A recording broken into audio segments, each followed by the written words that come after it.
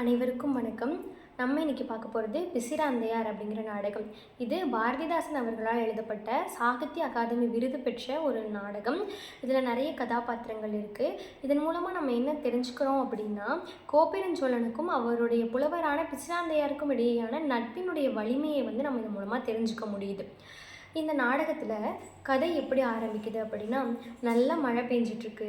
அப்போது அரண்மனை வாசத்தில் ஒரு யானை நிற்கிது.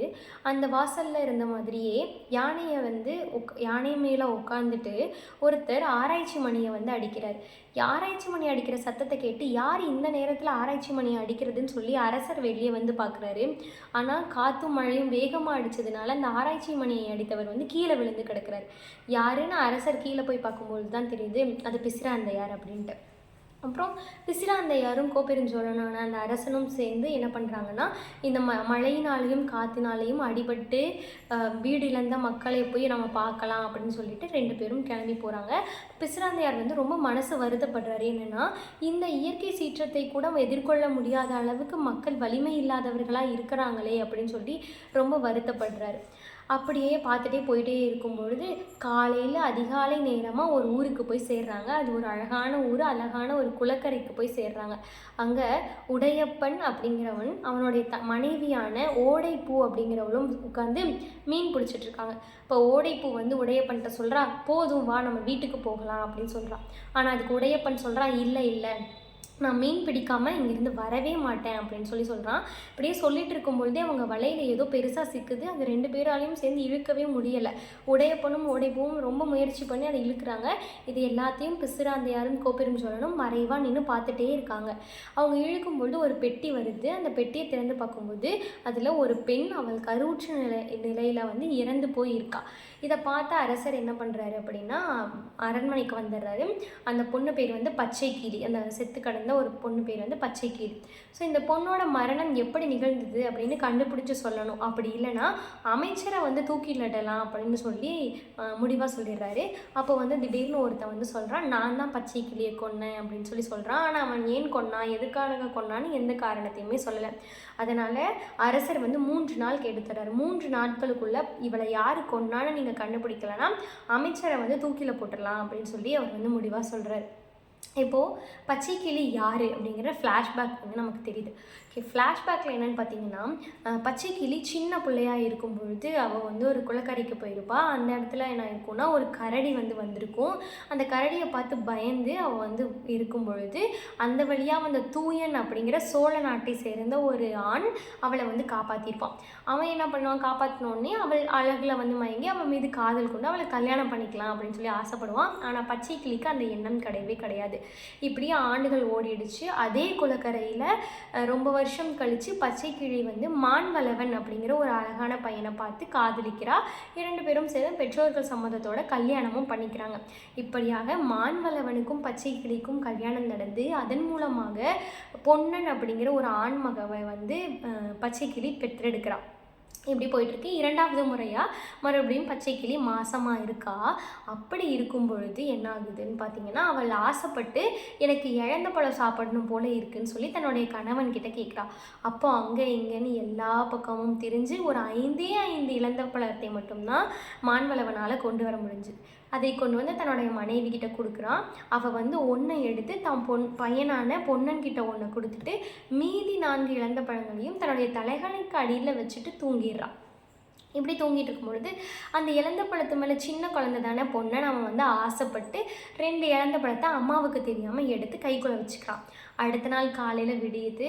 பொன்னன் ஸ்கூலுக்கு கிளம்பிட்டு இருக்கான். அவன் கையில் 2 இழந்த பழத்தை வச்சுருக்கான். தலையணைக்கடியில் மீதி 2 இழந்த பழங்கள் அப்படியே இருக்குது. இதை எப்படி தூயன் பார்த்தான்னு தெரியல.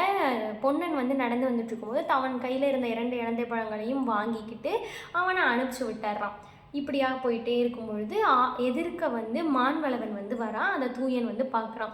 வேணும்னே இழந்த பழங்கள் தெரிகிற மாதிரியே மான்வளவன் முன்னாடி செஞ்சுட்டே இருக்கும் பொழுது மான்வளவன் என்ன ஆசைப்பட்றான்னா, அவன்கிட்ட 2 இழந்த பழங்கள் இருக்கே, நம்ம எங்கே பொறிச்சான்னு போய் நம்ம கேட்போம், நம்மளுடைய மனைவிக்கு அதை நம்ம போய் பறித்து கொடுக்கலாம் அப்படின்னு சொல்லி அவன்கிட்ட போய் கேட்கும் பொழுது, இல்லை இது என்னால் தர முடியாது, நான் இது எங்கேருந்தும் பொறிக்கவே இல்லை அப்படின்னு தூயன் சொல்கிறான்.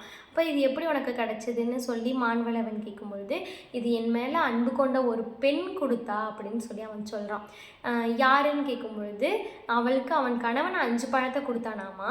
அவன் ஒன்றை வந்து அவன் பையனுக்கு கொடுத்துட்டான்.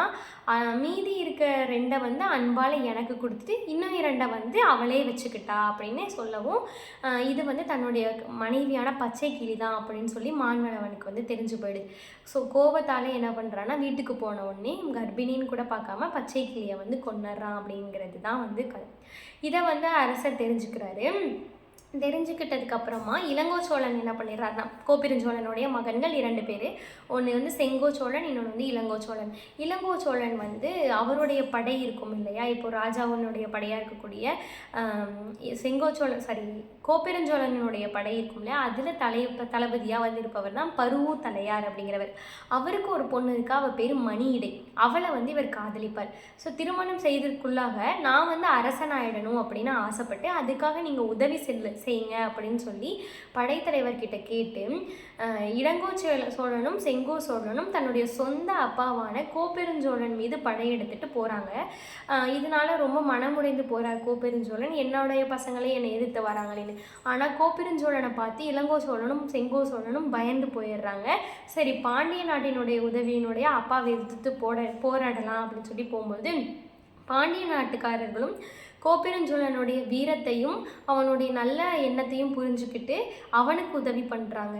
இப்படியாக ஒரு பக்கம் பாண்டிய நாட்டினுடைய போர்ப்படை, இன்னொரு பக்கம் அப்பாவினுடைய போர்ப்படைக்கும் நடுவில் இளவரசர்களுடைய போர்ப்படை வந்து சிக்கிக்குது.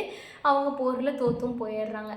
இதற்கப்புறமா பசங்களவே கொன்னரலான்னு சொல்லி அவர் வந்து இறங்குறாரு போரில். அப்போது வந்து தன்னுடைய புலவரான பிசிராந்தையாரும் அப்புறம் பொத்தியாரும் எயிற்றியனாரும் இவங்க எல்லாருமே சேர்ந்து என்ன பண்ணுறாங்கன்னா, இல்லை நீங்கள் வந்து போரில் வந்து உங்களை கொல்னீங்கன்னா இதுக்கப்புறம் இந்த நாடு யாருக்கானது? நம்ம பெற்றவங்க வந்து வாழ்கிற வாழ்க்கை பிள்ளைகளுக்கானது, அவங்க நம்ம சேர்த்து வைக்கிற செல்வம் குழந்தைகளுக்கானது. நீங்கள் உங்களுடைய பசங்களையே கொண்டுக்கிட்டு இந்த நாட்டை இனி யார் ஆள போகிறா அப்படின்னு சொல்லி எயிற்றியனார் வந்து கேட்குறாரு. அதன் பிறகு வந்து மனதும் வெறுத்து போய் கோப்பெருஞ்சோழன் வந்து வடக்கிருக்கிறார். வடக்கிருந்து உயிர் விடுதல் அப்படிங்கிறது வந்து ஒரு மரபாகவே இருந்துகிட்ருக்கு. வடக்கு நோக்கி அமர்ந்து உண்ணாமல் உறங்காமல் நீர் எதுவுமே எடுத்துக்காமல் அவங்க வந்து உயிரை விடுவாங்க. அப்படியாக போகும்பொழுது எனக்கு பக்கத்தில் பிசிராந்தையாருக்கும் இடம் ஒதுக்குங்க அப்படின்னு சொல்லி கோப்பெருஞ்சோழன் சொல்கிறாரு. நீங்கள் வடக்கிருக்க போகிறது பிசிராந்தையாருக்கு தெரியவே தெரியாது, எப்படி நாங்கள் இடம் ஒதுக்குறதுன்னு கேட்கும்போதே ஒரு மணி சத்தம் கேட்குது. இந்த யானையினுடைய கழுத்தில் இருக்கக்கூடிய மணி சத்தம். அப்போ பார்த்தா அவர் வந்துட்டார். இதோ வந்து விட்டார் பாருங்கள், எனக்கு வந்து அவருக்கும் சேர்த்து இடம் ஒதுக்குங்கன்னு சொல்லவும் கோப்பெருஞ்சோழன், பிசிராந்தையார், பொத்தியார் என்கிற புலவர்கள் 2 பேர் புலவர்கள், ஒரு அரசர் 3 பேரும் வடக்கிருந்து உயிர் நீத்தார்கள். இதன் மூலமாக ஒரு அரசனுக்கும் ஒரு புலவருக்குமான ஒரு நட்புங்கிறது எந்த அளவுக்கு இருந்திருக்கு அப்படிங்கிறத வந்து நம்ம தெரிஞ்சுக்க முடியுது. நன்றி.